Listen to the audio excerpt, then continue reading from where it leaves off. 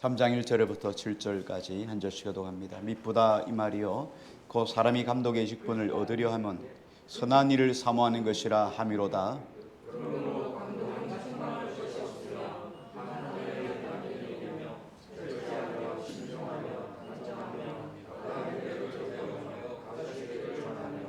술을 즐기지 아니하며 구타하지 아니하며 오직 관용하며 다투지 아니하며 돈을 사랑하지 아니하며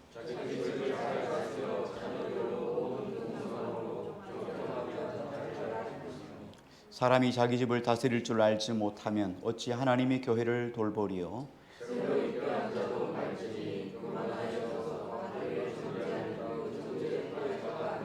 같이요. 또한 외인에게도 선한 증거를 염려하라. 아멘. 오늘 말씀 제목은 지도자의 자질이라는 말씀으로 디모데전서 3장 1절부터 7절 중심으로 우리 함께 같이 은혜를 나누고자 합니다. 상당히 지도자의 자질에 관한 문제는 상당히 많아서 분량에 많아서 1 그리고 다음 주에 2 이렇게 나누어서 좀 하려고 합니다. 분량이 좀 많아서 잘라서 이렇게 끊어서 하려고 합니다. 올바른 지도자 한 사람, 좋은 지도자 한 사람을 세우는 것은 한 교회를 세우는 것만큼이나 참 어렵고 중요한 일입니다. 여러분, 교회가 하나 선다는 거, 교회가 이 땅에 하나 세워져서 든든하게 서간다는 것은 정말 힘들고 어려운 일들이죠. 그런데 교회 세우는 것만큼이나 지도자를 세우는 것도 그만큼 어렵고 힘든 일입니다. 바울은 지난 주간에 기도에 관한 내용을 말씀을 했죠. 기도에 관한 이야기를 쭉 했는데 남자들이여 각 처에서 남자들이여 손을 들고 기도하라 이렇게 이야기를 했어요. 딱 한 절 이야기를 했고요. 그 다음에 여성들에 관해 대해서는 여성들도 이와 같이 하고 동일하게 또 기도에 관한 내용을 설명을 했어요. 남자들은 한 절, 여자들은 7절. 그렇죠? 실상 교회에서 기도는 여자들이 더 많이 합니다. 남자들은 잘 안 하죠. 그러니까 남자들한테는 한마디만 했어요. 제발 기도 좀 해라. 한마디로 이야기를 했죠. 남자들은 기도하면 돼요. 남자들이 기도하면은 놀라운 일이 일어납니다. 가정에서 남자들이 기도하면 기적이 일어납니다. 그래도 남자들은 아멘 안 하죠. 담대해요. 남자들은 늘 담대해서 그런 것쯤은 남자들이 각처에서 기도하면 놀라운 일이 일어납니다. 그래도 기도 안 하는 건 뭐죠? 그래도 아멘 안 하는 건 뭐죠? 해보자는 겁니까? 기도는 여러분의 입술에 나오는 어떤 말이든지 특히 기도는 반드시 이루어져요. 반드시 이루어져요. 그래서 너희가 구하지 아니하면 얻지 못하면 구하지 아니하며 구하여도 얻지 못하면 정욕으로 소리고 잘못 구합니다. 잘못 구한 일이 없는 한 절대로 기도는 응답이 돼요. 근데 여성들에게 대해서는 7절을 이야기했어요. 더 기도 많이 하는 여자들에게는 잔소리가 더 많아요, 성경이. 왜 그런가 하면 기도를 많이 하면서 여성들이 더 죄를 짓기 때문이에요. 더 실수를 많이 하기 때문이에요. 그래서 여성들이 기도하는 것만큼 더 좋은 열매, 그렇게 기도하는 것만큼의 열매가 맺어지도록 하기 위해서 하나님은 더 기도에 관한 여러 가지 조건들을 달았던 것 같아요. 그래서 우리 모두가 남자든 여자든 여러분 기도할 수 있기를 바랍니다. 한 가정에서 아내든 남편이든 기도하는 가정이 되면 기도하는 가정은 여러분 절대로 망하지 않아요. 절대로 여러분 무너지지 않아요. 기도하는 나라 민족은 여러분 절대로 무너지지 않습니다. 여러분 꼭 기도의 자리에 서기를 주 이름으로 축복합니다. 그리고 곧바로 이어서 바울이 디모데에게 지도자에 관한 이야기를 설명해 주고 있어요. 왜냐하면 디모데가 이제 앞으로 지도자를 세워 가야 하잖아요. 그러니까 이 에베소 교회, 바울이 목회했던 그 에베소 교회를 디모데에게 넘겨주면서 이 디모데가 이 교회를 잘 세워 가야 되는데 정말 교회를 잘 세우는 데 있어 중요한 것은 지도자를 잘 세우는 거예요. 지도자 한 사람을 잘못 세우면 교회가 무너질 수도 있기 때문이에요. 그래서 지도자 세우는 일에 대해서 아주 신중하게 이 바울은 디모데에게 권면을 하고 있습니다. 그래서 먼저 오늘 본문에 들어가기 전에 용어를 조금 우리가 정리를 했으면 좋겠습니다. 오늘 본문서에 보면 감독은 이란 말을 썼어요. 감독이라는 단어를 썼고요. 또 성경에 보면 장로라는 단어가 또 나옵니다. 그런데 감독이나 장로는 사역 자체가 동일해요. 사역 자체가 같은 의미로 쓰여졌기 때문에 감독이나 장로는 같은 의미로 기록이 되었어요. 그래서 흰 구두, 하얀 구두, 백구두 다 다르지만 같은 뜻이죠. 이거하고 비슷한 거예요. 그래서 감독, 장로 같은 뜻으로 생각하면 돼요. 성경에 보면 또 장로라는 말을 두 개로 나누어서 설명을 했습니다. 하나는 가르치는 장로가 있고 또 한 종류는 다스리는 장로가 있습니다. 가르치는 장로는 목사에 해당하고 그리고 다스리는 장로는 장로, 지리 장로에 해당이 됩니다. 그러면서 바울은 감독이든 혹은 장로이든 자질을 열거하면서 전체 자질이 상당히 쭉 많잖아요. 근데 크게 세 가지예요. 세 부류로 이야기하는데 하나는 지도자가 되기 위해서는 개인적으로 자질이 있어야 된다. 개인적으로 바로 서야 된다 하는 것이고요. 두 번째로는 가정입니다. 가정에서 바른 자질을 가져야 된다. 가정에 대해서 바로 해야 된다. 세 번째는 사회적으로 지탄받지 않도록 사회적으로 바른 자질을 가져야 된다 하는 거예요. 근데 이 세 가지를 토탈해서 통틀어서 이렇게 생각을 해보면 단순해요. 이게 무슨 엄청난 조건을 달고 말이죠. 엄청난 기준을 세우고 여기에 미쳐라, 여기까지 올라와라 이렇게 요구했다면 우리가 아예 할 생각을 못했을 거예요. 그런데 지도자에 관한 자질에 관한 이야기를 쭉 설명해 보면 지극히 상식적이에요. 엄청나게 큰 것 아니에요. 예를 들어 지도자가 되려면 여러분 혹이나 장로나 감독이 되려면 여러분 하루에 5시간 이상 기도해야 됩니다. 이렇게 말하면 여러분 할 사람이 누가 있겠어요? 집사가 되려면 여러분 그다음에 안수 집사나 권사가 되려면 최소한 하루 3시간 이상 기도해야 됩니다. 여러분 할 사람 있을 수 있겠어요? 집사가 되려면 최소한 하루에 1시간 기도해야 됩니다. 이렇게 말하면 그건 조금 해볼 만하겠어요. 그렇죠? 그럼 여러분 그렇게 조건을 달면은 누가 할 수 있겠어요? 그런데 여기서 말하는 조건, 자질들이라는 게 상당히 지극히 정상적으로 상식적이라는 거예요. 그리스도인이라면 당연히 할 수 있는 상식이에요. 우리가 식사하고 양치질 하세요. 이런 정도예요. 잠은 충분히 수면을 취하세요. 이런 수준이에요. 이런 정도의 수준이니까 우리가 여러분 잘할 수 있어요. 그러니까 세상이 얼마나 비상식적으로 흘러가는가를 말씀해 주고 있는 거예요. 그리스도인이라면 다시 말하면 예수 그리스도를 영접하고 성령 하나님 안에서 거듭난 사람이라면 상식의 사람이 된다는 거예요.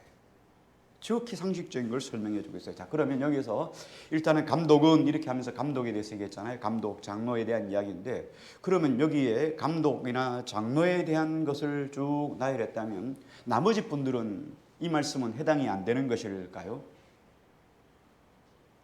그럼 우리하고 관련 없잖아요. 그렇죠? 그래서 모든 성경은 다 누구에게나 동일하게 다 적용되는 말씀이잖아요. 그러면 여기에 갭이 없어야 되죠. 그러면 왜 이렇게 하셨을까? 디모데서 처음 제가 첫 시간에 말씀을 전하면서 이렇게 말씀을 드렸죠. 목회자는 교회 안에서 목회를 하는 사람들이고 여러분 성도들은 교회 밖에서 목회를 하는 목회자다라는 말씀을 했죠. 여러분들은 교회 밖에서 목회하는 목사예요. 여러분들의 행실이나 삶이나 여러분 모든 행위가 세상 사람들이 여러분을 바라보는 것이에요. 그래서 세상 사람들은 여러분들이 새벽기도 나간다 이러면 목사인 줄 알아요. 와, 저 사람은 목사야. 그 정도 수준으로 바라본단 말이에요. 다들 여러분 새벽기도 나가는데 수요예배도 나가요. 금요기도에도 나가요. 그러면 저 사람은 필히 목사다 생각하는 거예요. 그러니까 우리 모두가 이런 목회자에 해당된다는 걸 생각하고요. 그런 의미에서 우리 모두가 가져야 될 영적인 믿음의 자질이라고 보면 돼요. 그런데 유독 여기에다가 특히 교회 안에서 지도자가 되려면 이런 평신도보다는 더 높은 자질을 요구하고 있다는 거예요. 그런 의미에서 여러분 귀담아 들으시고 우리 모두가 세상 속에서 정말 좋은 목회자로, 좋은 세상 사람들이 바라보는 영적인 사람으로 잘 세워지기를 먼저 주의 이름으로 축복합니다. 우리 1절 말씀을 한번 같이 읽겠습니다. 1절입니다. 시작.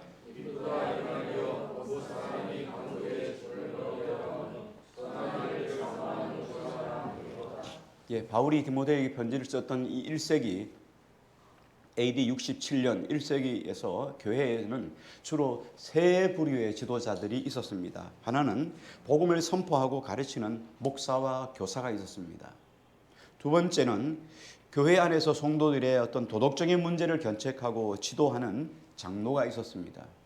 세 번째는 가난한 자들을 돌아보고 그들에게 물건을 나르주고 물품을 배분하는 이런 집사가 있었습니다. 예루살렘 교회가 7명의 7사람의 집사를 세운 것, 이런 거죠. 이게 집사의 역할을 하게 됩니다. 자, 그러면서 1절에 보니까 이렇게 말씀을 했죠. 미쁘다 이 말이요 곧 사람이 감독의 직분을 얻으려 하면 선한 일을 사모하는 것이라. 지도자의 직무가 뭐냐면 선한 일이다, 이렇게 이야기를 했어요. 교회의 직분은 선한 일을 추구하는 사람들, 이걸 위해서 수고하고 힘쓰는 사람들이 교회의 직분자다. 다시 말하면 교회에서 직분을 얻는다는 것은 자기의 명예를 드러내거나 자기의 사업을 확장하거나 자기의 이익을 챙기거나 또 혹은 존경과 어떤 그만큼의 예우를 받기 위한 그런 직분이 아니라는 거예요. 여러분, 왜 교회의 직분을 세울까요? 왜 집사를 세우고 왜 권사와 장로를, 왜 안수집사와 장로를 세울까요? 하나님의 거룩한 선한 일을 위해서 세운 바 되는 거예요. 선한 일을 추구하기 위해서 지도자를 세웠는데, 그런데 이 선한 일을 하기 위한 지도자가 자기와 관련된 영예를 얻고자 하고 자기가 존경을 받으려고 하면은 X다 이 말이에요. 그래서 선한 일을 사모하는 것이로다 함이로다. 그래서 지도자는 선한 일을 사모해야 돼요. 그럼 왜 직분자가 돼야 되냐? 이 직분자는 해야 될 일은 딱 두 가지예요. 하나님의 나라와 하나님의 의를 구하는 거예요. 이게 직분자들이 해야 될 일이에요. 끊임없이 우리는 하나님의 나라와 하나님의 영광을 구하는 사람들이 돼야 돼요. 만약에 선을 갈망하지 않는 사람, 선을 사모하는 사람들이 아닌 사람들이 지도자의 직분을 받으면 개인이나 공동체에 재앙이 됩니다. 내가 선한 일을 사모하지 않는데 지도자가 됐어요. 본인에게 정말 죽을 맛이죠. 재앙이란 말이죠. 그리고 그런 사람이 공동체 안에 들어가 있으면 공동체가 힘들고 어려워져요. 여러분, 그래서 우리가 할 수만 있으면 직분이 없이도 행할 수 있는 일이라면 그냥 무명으로 하는 게 더 아름다워요. 왜냐하면 성경은 이렇게 말하잖아요. 성경은 은밀한 중에 하라, 이렇게 말씀하죠. 마태복음 7장에 보면, 산상수훈 6장, 7장, 8장에 보면 이렇게 기도할 때, 금식할 때, 구제할 때, 그렇죠? 은밀하게 하라 그러죠. 구제할 때 은밀하게 하는 거예요. 기도할 때 은밀하게 하는 거예요. 금식할 때도 은밀하게 하죠. 왜? 은밀한 중에 보시는 하나님이 갚아주시리라. 은밀하게 한다고 하나님이 모르시나요? 내가 목사가 되어서 목사가 되어서 하니까 하나님이 알아주고, 내가 평신도가 되어서 하니까 하나님 몰라줄까요? 아니에요. 하나님은 누가 하든지 하나님은 은밀한 중에 하나님의 나라, 하나님의 영광을 위해서 구하시는 것은 다 알고 있어요. 그래서 은밀한 중에 보시는 하나님이 갚아주시리라. 하나님은, 하나님의 나라는 여러분 절대로 공짜가 없습니다. 절대로 공짜가 없어요. 하나님은 반드시 갚아주시죠. 아멘 좀 해봐봐요. 하나님은 반드시 갚아주십니다. 예, 그래서 할 수만 있으면 직분이 없이 여러분 하는 거 참 아름다워요. 그런데 직분을 가지고 있다면 여러분, 직분 때문에 우리가 억지로 하는 것이 될 수가 있잖아요. 집사이기 때문에, 권사이기 때문에, 장로이기 때문에 뭔가를 해야 된다. 여러분, 얼마나 좀 답답해요. 그러니까 내가 진짜로 진심으로 하려고 하는 진정성이 훼손될 수도 있다는 말이에요. 그러므로 이 직분이라고 하는 것은 외부 사람들이 권면을 받아가지고 하십시오 이렇게 수락하는 것보다는 진짜 자발적인 의지로 직분을 받는 것이 어떤 의미에서는 더 합당하고 더 아름다워요. 왜냐하면 마음에 우러서 나오는 마음으로 사명을 감당하는 것이 더 아름답기 때문이에요. 하나님 보시기에 정말 아름답기 때문이에요. 우리가 하나님께 헌금을 드리잖아요. 여러분 헌금 드릴 때 어떻습니까? 헌금 드리는 것도 직분을 받는 것과 동일해요. 여러분 헌금 받을 때 고린도전서에 뭐라고 말합니까? 너희가 하나님께 예물을 드릴 때 어떻게 해요? 억지로 하거나 인색함으로 하지 말지니 이렇게 말씀하잖아요. 직분도 마찬가지예요. 직분도 여러분 억지로 받거나 인색함으로 받지 말라는 거예요. 그래서 직분은 내가 기꺼이 하겠습니다. 그래서 억지로 사명을 감당하는 것보다는 즐거움과 기쁨으로 감당하는 게 좋다는 거예요. 사도 바울도 에베소 3장 7절에 이렇게 말합니다. 이 복음을 위하여 그의 능력이 역사하는 대로 내게 주신 하나님의 은혜의 선물을 따라 내가 일꾼이 되었노라. 하나님 나라 복음을 위해서 바울은 기꺼이 즐거운 마음으로 이 직분을 내가 받았다. 이렇게 고백을 하고 있어요. 그러므로 누구든지 지도자의 자리에 서는 것을 열망할 수 있기를 바랍니다. 나는 집사가 되면 열심히 일을 할 거야. 나는 권사가 되면 열심히 일을 할 거야. 난 장로가 되면 열심히 일을 할 거야. 이런 여러분 기대감이 있어야 돼요. 자, 그렇다고 해서 모든 사람에게 이렇게 공평한 기회가 다 주어집니다. 누구나 원하는 사람은 반드시 기회가 있어요. 그렇다고 해서 기회가 있다고 해서 모든 사람에게 기회가 주어졌다고 해서 아무나 지도자가 될 수 있는 것은 아니에요.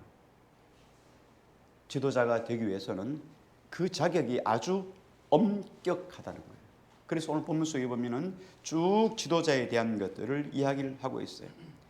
바울은 디모데에게 공동체를 섬기기 위해서 세우는 이런 직분자, 지도자의 자질이 매우 중요한데 먼저 자발적인 헌신의 마음이 있어야 되고 뿐만 아니라 다른 사람들에게서 객관적으로 증명이 돼야 된다는 거예요. 입증이 돼야 된다는 거예요. 저 사람은 정말 장로님이 돼야 될 사람이야. 저 사람은 정말 권사님이 돼야 될 사람이야. 저 사람은 정말 집사님이 돼야 될 사람이라는 검증을 받아야 되는 사람이 세워져야 된다는 말이에요. 그래서 디모데전서 오늘 3장인데요. 디모데전서 3장 그리고 디도서 1장에 보면 지도자에 관한 것들. 오늘 본문 3장 1절에서 7절은 감독에 대한 말씀, 장로에 대한 말씀이 나오고 그다음 8절부터는 집사는 하면서 또 나와요. 자, 그런데 여기 보면 장로의 자질, 감독의 자질은 몇 가지 나면 14가지입니다. 상당히 많아요. 근데 집사의 자질은 몇 가지 나면 11가지예요. 그리고 집사나 감독이나 공통적으로 가져야 될 자질이 몇 가지냐면 또 9가지예요. 그러니까 엄청나게 많죠. 장로의 자질 14가지에다가 감독의 자질 14가지에다가 9가지를 더하면 몇 가지예요? 23가지인가요? 집사의 자질은 11가지에다가 9가지를 더하면 딱 20가지예요. 그러니까 엄청난 자질을 요구한다는 거예요. 자, 그러면 한번 봅시다. 우리가 어떤 그리스도인의 자세, 그리스도인의 자질을 가져야 되는가, 상식적으로 어떤 자질을 가져야 되는가 좀 생각해 봅니다. 2절 말씀 우리 같이 한번 봅니다. 같이요, 시작. 그러므로 감독은 책망할 것이 없으며 하나님의 은혜를 되려 절제하며 신중하여 감당하며 남에게 대적하며 자기에게 하며. 네, 여기 보니까 제일 먼저 감독은 책망할 것이 없다 그랬어요. 책망할 것이 없다는 말은 나무랄 데가 없다, 비난받지 않는다라는 말을 이야기할 때 책망할 것이 없고라고 이야기합니다. 다시 말하면 여러분 우리가 잘 아는 것처럼 사회적인 규정이나 어떤 인류를 범해가지고 범죄를 했습니다. 범죄해가지고 감옥에 갔다 나온 사람, 이런 사람이 지도자로 선다? 여러분 이거 그럴 수 없잖아요. 배제해야 되잖아요. 그죠? 마찬가지로 진리를 깨닫고 터득해서 내가 구원받고 거듭난 사람이라도 사회적으로 사회 안에 살아가잖아요. 사회 안에 살아가면서 기본적인 질서를 준수하지 않는 사람은 지도자의 후보에서 배제해야 됩니다.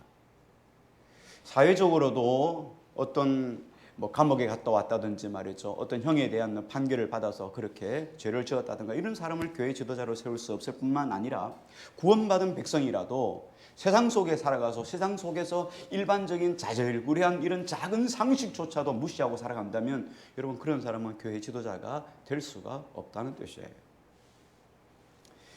흠이 있는 사람, 흠이 없는 사람이 어디 있겠어요. 그죠? 그러나 우리가 그 안에서도 또 검증하고 그 범위 안에서 검증을 해야 지도자로 세울 수가 있습니다.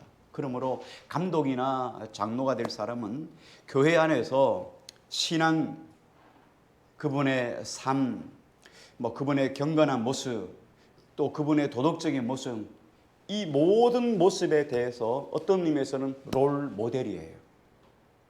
여러분이 누구를 닮고 신앙생활을 하겠어요? 여러분 그렇게 이야기하잖아요. 목사는 일단 배제하잖아요. 그죠? 그죠? 목사는 일단 배제하고. 그럼 여러분은 평신도 롤 모델이 누구예요? 그래도 여러분들이 생각하기에 가장 여러분 높은 곳에 있다고 생각하는 분들이 장로님 아니겠어요? 그럼 여러분들이 누구를 보고 신앙을 배웁니까? 장로님들을 보고 신앙을 배우잖아요. 여러분 원하든 원하지 않든 장로님들은 어떤 면에서 롤 모델이에요. 도덕적인 면에서, 신앙적인 면에서, 삶에 관한 문제에 대해서, 모든 문제에 대해서 롤 모델이에요. 장로님들이 기도하는 걸 보면서 여러분들이 기도해야 된다는 것을 가지게 되는 거예요. 장로님들이 섬기는 모습을 보면서 여러분들이 저렇게 섬겨야 되는구나 생각하는 거예요. 그래서 그만큼만 따라하는 거잖아요. 그런 의미에서 매우 지도자가 중요하다는 거예요. 롤 모델이 바로 서지 못하면 밑에 사람은 여러분 원하잖아요. 그래서 과거에 김구 선생님의 책에 보면 그런 이야기를 하잖아요. 눈길을 걸어가는 사람은 난잡하게 걷지 말라.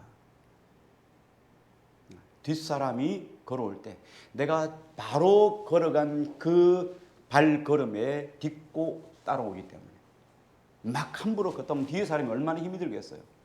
앞사람이 지도자가 제대로 건 걸음을 걸어야 뒷사람이 쉽다는 말이에요.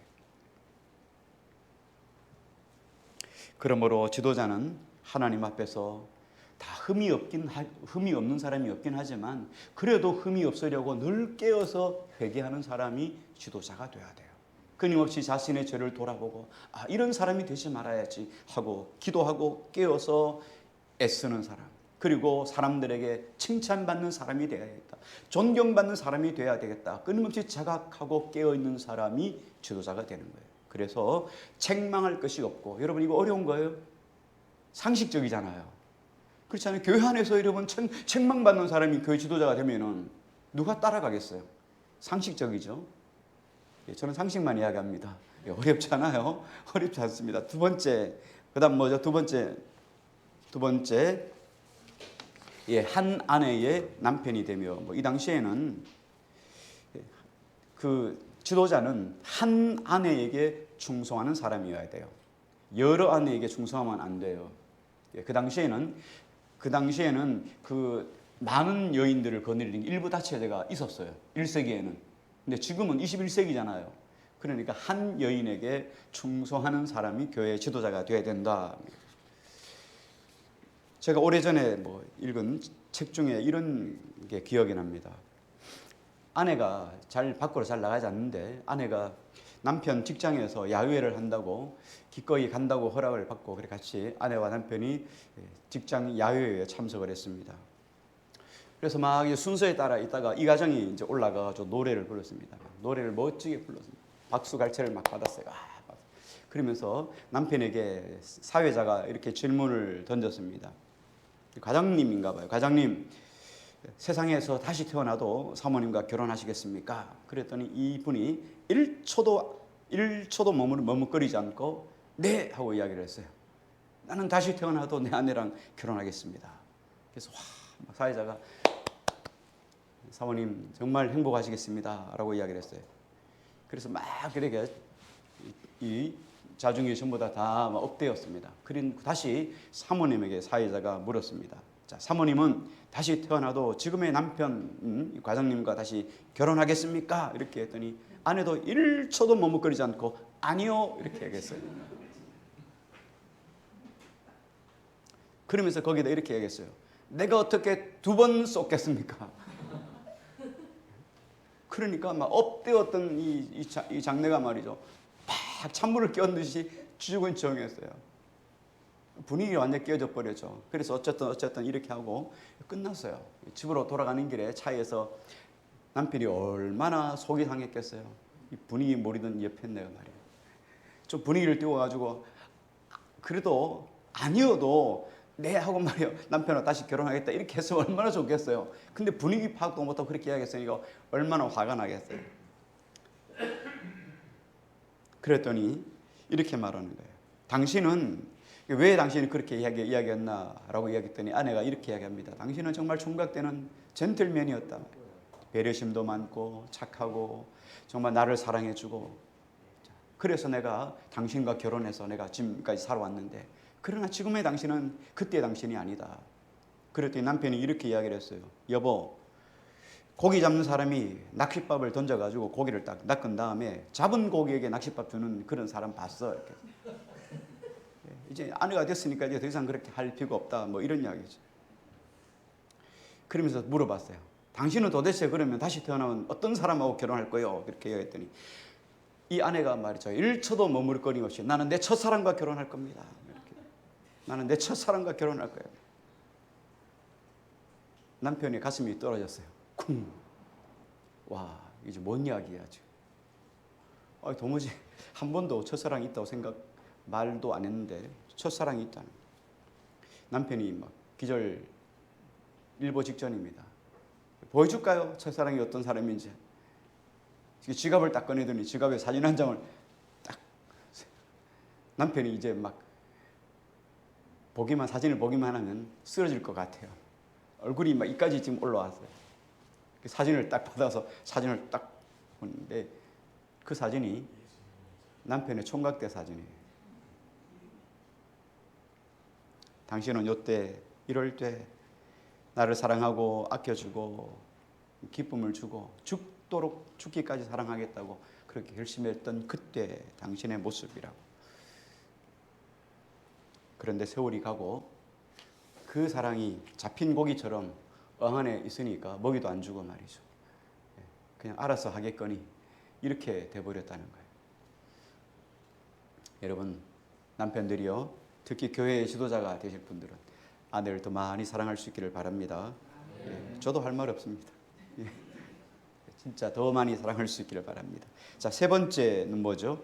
세 번째는 절제하며 이렇게 써요. 절제하다는 말은요, 네팔레오스라고 하는 헬라어 원어에는 네팔레오스라고 이야기를 하는데 이 단어 의미 안에 뭐가 있냐면 술 취하지 않는다, 술에 자유롭다라는 뜻이 담겨 있어요. 여기 절제한다는 말은 술 먹지 않는다, 술에 자유롭다, 술로부터 벗어났다, 이런 의미를 가지고 있어요. 자, 여러분 생각해 보세요. 온전한 사람이라는 것은 뭐냐면 온전한 사람이 술을 먹고 술의 지배를 받잖아요. 술 취했다는 얘기는 뭐예요? 술의 지배를 받는다는 거죠. 그래서 온전한 사람이라는 것은 술의 지배를 받지 않는다는 거예요. 그런데 술뿐만 아니라 술같이 중독성이 강한 어떤 무언가에게 사로잡히지 않는 그런 안정적인 상태를 우린 여기 보면 절제하며 라는 단어를 썼어요. 이런 사람이 온전한 사람이에요. 여러분, 상식적이죠, 상당히. 교회 지도자가 될 사람은 모든 일에 안정적이어야 돼요. 여러분, 교회 지도자는 술만이 아니에요. 술하고 자유해야 되겠지만 술뿐만 아니에요. 교회 지도자는 어떤 이념에 있어서 자유로워야 돼요. 그리고 어떤 사람에 관해서나 어떤 물건에 대해서나 어떤 문화에 대해서 헤어나지 못하고 좌우로나 우로나 치우쳐버리면, 균형이 깨어져 버리면 지도자가 될 수 없어요. 여러분, 지도자가 말이죠, 여러분 어떤 한 부분에 대해서 이야기를 한다면 어떻게 해요? 제가 보수만 이야기한다면, 제가 진보만 이야기한다면 여러분 어떻게 되겠어요? 교회가 한쪽으로 치우치게 되겠죠. 지도자가 될 사람은 이래서는 안 된다는 거예요. 왜 이런 일들이 일어났느냐? 왜 지도자들이 한쪽으로 치우치게 되냐? 말씀에서 떠나서 그래요. 말씀을 벗어나면 누구든지 한쪽으로 치우치게 돼요. 그래서 끊임없이 지도자는 말씀을 보고 말씀에 위에 서 있어야 돼요. 그래야 치우침이 없다는 거예요. 우리의 인격이라는 것은 그렇습니다. 언제라도 우리는 죄성을 가지고 태어났어요. 죄성 속에 살아가고 죄성 안에 있어요. 그래서 성령님께서 이 죄성을 딱 덮어줄 때는 우리가 성령의 인도하심을 받게 되는데, 성령님께서 우리 속에 싹 벗어나면 우리 죄성이 올라오기 때문에 이 죄성은 항상 내가 사모하는 것, 좋아하는 것, 내가 가까운 것들을 쫓아가게 되는 거예요. 그래서 편파적이 되도록 그렇게 살아갈 수밖에 없는 것이 우리 인생이에요. 그래서 늘상 말씀 위에서 성령의 충만함을 받아야 거기에부터 자유해지기 시작하는 거예요. 그리스도인 중에 팬덤이 되어가지고 여러 개 쫓아다니는 사람들이 많아요. 여러분 문화도 마찬가지예요.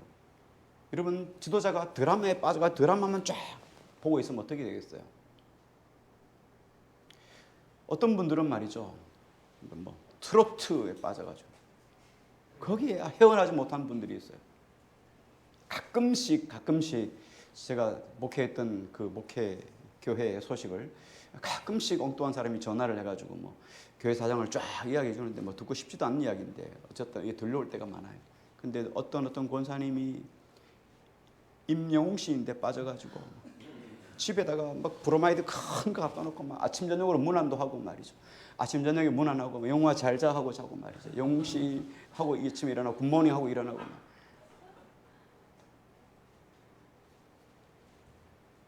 여러분 하나님을 정말로 그만큼 그토록 사랑해 본 적이 있는지, 하나님을 그렇게 아침마다 일어나서 하나님 굿모닝 하고 막 하나님 안녕히 주무세요 하고 이렇게 주무셔 본 적이 있는지. 여러분 지도자 될 사람은 이렇게 이런 데 빠져버리면 안 돼요. 여러분 트로트 들을 수 있죠. 드라마 볼 수 있어요. 다 할 수 있습니다. 그러나 치우치면 안 된단 말이에요. 지도자가 될 자격이 없는 거예요. 여러분 상식적이죠. 예, 상식적인 것만 이야기해요. 예, 여러분들은 하나님에 빠지기를 바랍니다. 하나님과 깊은 사랑에 빠지기를 바랍니다. 네 번째는 뭐죠? 네 번째는 신중하며 그랬어요. 자, 신중이라는 단어는 다른 말로 말하면 근신이라고 하는 단어예요. 자, 근신이라고 하는 말은 뭐냐면 어떤 내 안에 있는 욕망이나 충동 이것들을 짓누르다, 억누르다, 자제하다 이런 단어예요. 자, 그런데 헬라 원어를 보다 보니까 전에는 발견하지 못했던 것들을 발견을 딱 하게 됐어요. 처음으로 다시 발견을 하게 됐는데 이 근신이라는 헬라어 단어가 뭐냐면 소프론이라는 단어예요. 근데 이 소프론이라는 단어가 어디서 왔는지 거기에 유래를 이렇게 적어놨습니다. 소프론을 단어 헬라 원어 사전을 보니까 그렇게 나오니까 소프론이라는 단어는 포렌이라고 하는 단어로부터 이게 파생이 됐다 이렇게 이야기를 했어요. 포렌이라는 단어가 뭐냐면 푸호렌이라고 하는 단어는 횡격막이라고 하는 단어예요. 소프론은 절제하다, 자제하다고 하는 단어인데 이게 푸호렌이라고 하는 단어에서 나왔는데 푸호렌이라는 단어가 횡격막이라는 단어라는 거예요. 그래서 횡격막에 대해서 한번 인터넷을 쫙 한번 찾아봤습니다. 인터넷을 찾아보니까 이렇게 나와 있어요. 우리 몸에는 여러분 자주 이야기하는 단어 있죠. 코어라는 단어 있잖아요. 그죠? 뭐 코어 근육을 키워야 된다, 뭐 코어를 강화해야 된다 이렇게 이야기를 하잖아요. 우리 몸에는 코어가 뭐 한 개가 있는 게 아니라 4개가 있더라고요. 코어 근육이 4개가 있어요. 앞, 뒤, 상하 이렇게 4개가 있더라고요. 자, 보니까 위에는 횡격막이 있어요. 이 횡격막이 코어 근육이에요. 횡격막이 있고 밑에는 골반 기저근이라서 이 골반을 잡아주는 근육이 있더라고요. 골반의 균형을 맞춰주는 근육이 있는데 이게 골반 기저근. 그다음 몸 앞쪽에는 복횡근이라는 게 있습니다. 앞에 여기 행으로 이렇게 나와 있습니다. 그다음에 몸 뒤쪽에는 다이얼근이라고 척추가 내려오는 쪽 거기에 근육이 서 있어요. 이게 척추 다이얼근이에요. 자, 그런데 이 코어가 몸 안쪽에서부터 척추나 다른 장기들한테 아주 심대한 아주 중대한 영향을 끼치더라고요. 코어가 정말 중요하더라고요. 근데 여기 보니까 횡격막이라고 있잖아요. 횡장은 가로 형자잖아요. 횡격막이 이렇게 가로로 지어졌어요. 근육의 가슴 부위에 이렇게 가로로 아주 얇은 막 하나가 여기 있어요. 이게 바로 횡격막입니다. 자, 횡격막 위에는 뭐가 있냐면 폐하고 심장이 있어요. 그 심장 바로 밑에 횡격막이 있는 거예요. 심장 바로 옆에 폐가 있잖아요. 그 옆에 밑에 횡격막이 있어요. 그리고 아래쪽에는 뭐가 있냐면 위, 소장, 대장이 놓여 있더라고요. 자, 그런데 보니까 이렇게 나와 있어요. 근육은 자체적으로 수축도 되고 이완도 돼요. 여러분 근육 다리를 많이 걸으면 장단지가 단단해지잖아요. 종아리가 단단해지잖아요. 그리고 근육이 생기잖아요. 그래서 여러분 앉고 서는데 근육이 건강해지잖아요. 자, 그런데 요 횡격막 혹은 뭐 골반 기저근, 복횡근, 다이얼근 요거는 근육이면서도 불구하고 막 같은 거예요. 그래서 스스로 독단적으로 근육을 만들어내지 못해요. 스스로 뭘 움직였다 폈다 할 수가 없어요. 요게 횡격막이에요. 막은 스스로가 근육이 발달되거나 그렇게 할 수 없는 거예요. 자, 그래서 횡격막 바로 위에 뭐가 있냐면 폐가 있습니다. 자, 폐가 있어가지고 폐가 호흡을 하잖아요.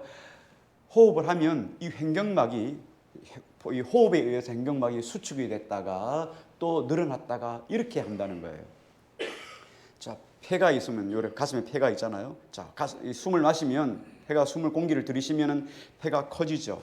폐가 커지면 횡격막을 누르는 거예요.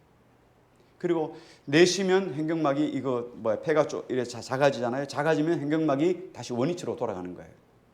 그러면서 이 코어 근육, 횡격막이라는 코어 근육이 강화되는 거예요. 가만히 있으면은 절대로 안 움직이는데 숨을 쉬면서 움직이는 거예요. 그러니까 숨쉬기 운동을 많이 하셔야 돼요. 숨쉬기 운동을 평소에 있는 대로 숨 쉬면 안 되고, 여러분 숨이 터질 것 같이 운동하는 거 있죠.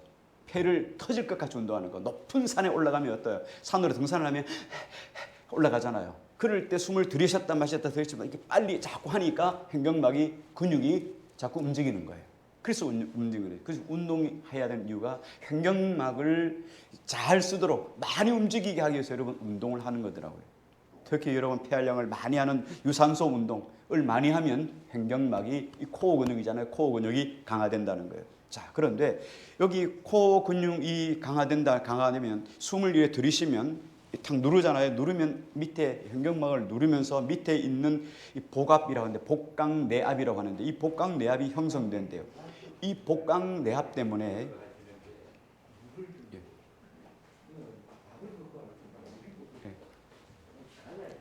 지금 중요한 이야기 하고 있습니다. 자, 이거 여러분 잘 들어야 다른 거다 연결되잖아요. 왜 소프라노이 포론에서 나왔는지를 여러분 지금 이 설명하려고 하기 위해서 이 횡격막을 이야기하는 거예요. 자, 이 숨을 들이쉬면 이 압이 탁 차는 거 밑으로 횡격막을 꾹 누르니까 이만큼 있던 압이 꽉 누르면 압이 어떻게 해요? 압축이 되겠죠. 압축이 되면서 어떻게 되냐면 척추가 안정이 된다는 거예요. 그리고 몸의 밸런스가 유지가 되고 바른 자세가 된다는 거예요. 그러니까 이게 코어 근육이 자꾸 움직여서 견고해지면 압에 의해서 몸이 자세가 좋아진다는 거예요. 그러니까 몸이 자세가 안 좋은 거는 몸 자세를 바로 해야 되는 게 아니에요. 운동하셔야 돼요. 횡격막 코어 근육이 강화되면은 몸 자세가 저절로 좋아진다는 거예요. 운동하세요.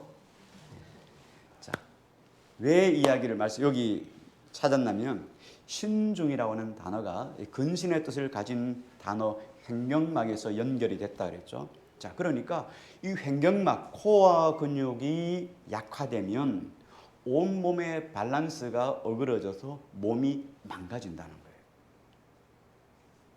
그 여러분이 밥 잘 먹고 약 많이 먹고 이게 건강해지는 거 아니고요. 운동하셔야 돼요. 근데 요 횡격막은 어떻게 해요? 숨을 가쁘게 할 수 있는 그런 운동을 하셔야 돼요. 뭐 여러분 집에서 배드민턴 좋고 뭐 자전거 타기도 좋고 뭐 뜀박질도 괜찮고 빨리 걷는 것도 괜찮고 수영도 괜찮고 뭐 등산 다 좋아요. 그래야 여러분 움직여야 그 막이 자꾸 움직여야 여러분 몸이 건강해지는 거예요. 몸이 바른 자세가 되는 거예요. 아니면 구부러지게 되죠. 그럴 수밖에 없는 거예요. 자, 이 이야기를 왜 했냐면 교회도 마찬가지예요. 감독이나 장로, 교회 지도자들이 자신의 어떤 열정과 자신의 의지 이거를 통제받고 제어받고 다스리지 못하면 절제라는 브레이크가 없이 질주하면 어디로 갑니까? 극단으로 가는 거예요. 아까 이야기했죠? 진보 아니면 보수와 극단으로 가는 거예요.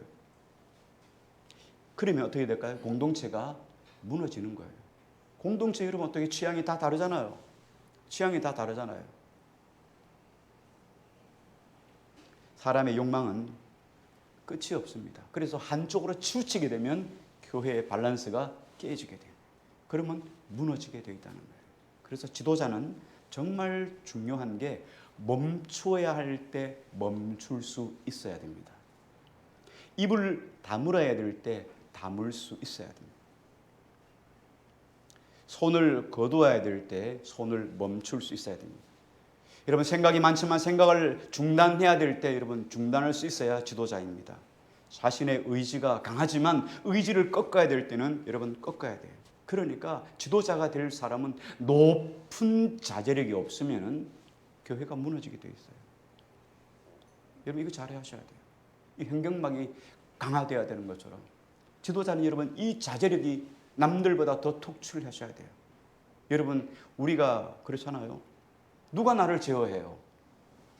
그렇죠? 여러분이 다 집안에서 가장이고 여러분 다 밥 먹고 잘 살았고 지금까지 살았는데 누가 나를 제어하겠냐고요.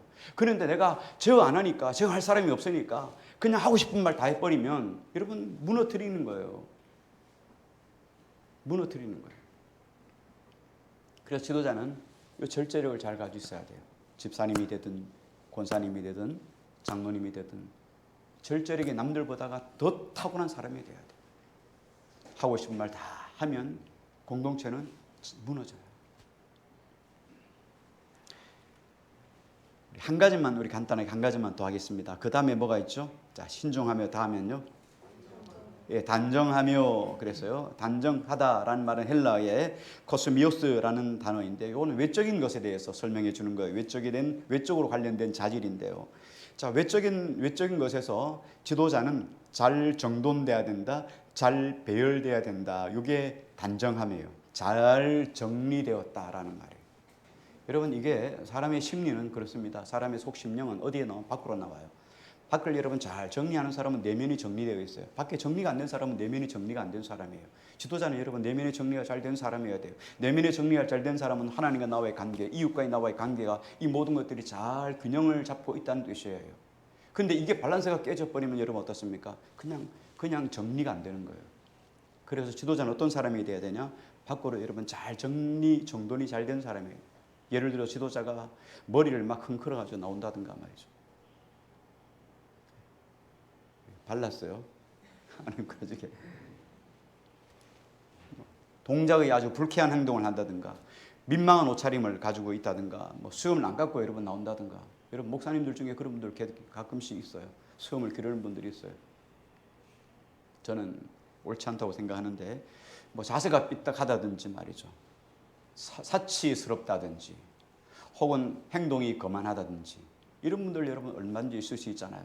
지도자는 외적으로 이런 부분에 대해서 단정해야 된다.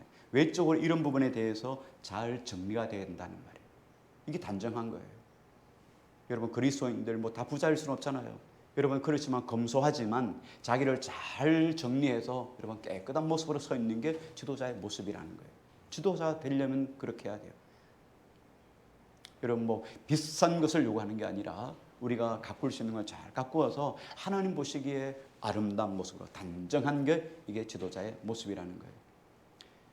자, 오늘 우리가 살아갈 동안에 우리가 어떤 자리에 있든지 간에 교회 여러분 지도자의 자리에 다 누구든지 서게 돼 있습니다. 그리고 선한 일이기 때문에 우리가 갈망하고 우리가 바라는 거 정말 중요한 거예요. 그래서 하나님이 나를 세워주신다면 내가 하나님의 나라와 하나님의 영광을 위해서 일할 수 있는 신실한 믿음의 일꾼이 되겠습니다라는 마음을 가지고 살아가는 거 여러분 중요해요. 그만큼 중요한 만큼 여러분 스스로의 자질을 잘 세워가는 것, 상식적인 거예요. 교회 안에 여러분 많은 교회들 속에서 교회 안에 비상식이 여러분 물처럼 흐를 때가 많아요. 성경은 이렇게 이야기를 합니다. 성경 시편에 보면 터가 무너지면 의인이 무엇을 할꼬? 아주 오래전이었죠.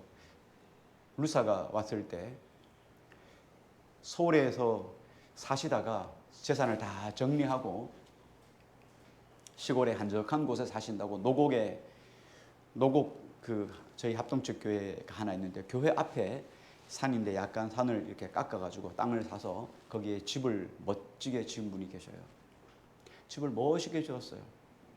참 단독주택이고 전원주택 정말 멋있어요. 그 노곡이라는 동네가 그때는 또 화력발전소도 없었을 때 얼마나 공기도 청정하고 좋았겠어요. 그 아름다운 집이 루사 때 집이 뚝 부러졌어요.